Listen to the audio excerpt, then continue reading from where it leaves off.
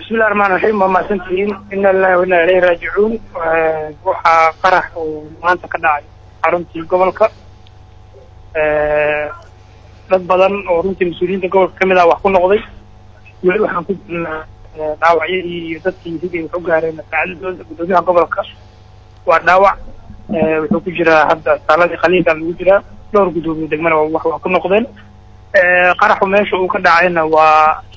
xarunta gobolka howlkii shirarka oo shirkii tubta maanta maalin arbacay ahayd dhammaan gudoomiyaashii degmooyinka iyo agaasimayaashii gobolka iyo gudoomiyihii gobolka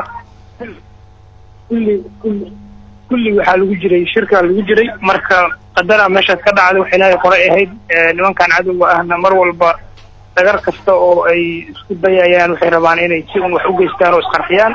marka weli ma xaqiijin karno inuu qarax meesha lagu diyaariyey iyo mid isqarxiyey uu yahayba dib ayaana rabaa inaan kasoo sheegno waxaan shacabka gobolka banaadir u baaqayaa inay isdejiyaan waxa dhacan inay tahay wax qadara oo ilaahay qoray gudoomiyihii gobolkana waa uu nool yahay haddana maaragtay lala tacaalayo caafimaadkiisa gudoomiyaha dhaawiciisa ka waran marka gudoomiye tuulax mid culus baa mise hadda sida ay loo xaqiijiyeen dhakhaatiirtu wareegii koowaad weli waa fiican yahay ma fahanta qaliinuna hadda ku jira marka qaliinka markuu kasoo baxa kadib aan xaqiijin doonaa sida ay xaaladdu tahay dhowr gudoomiye degmaha qaraxa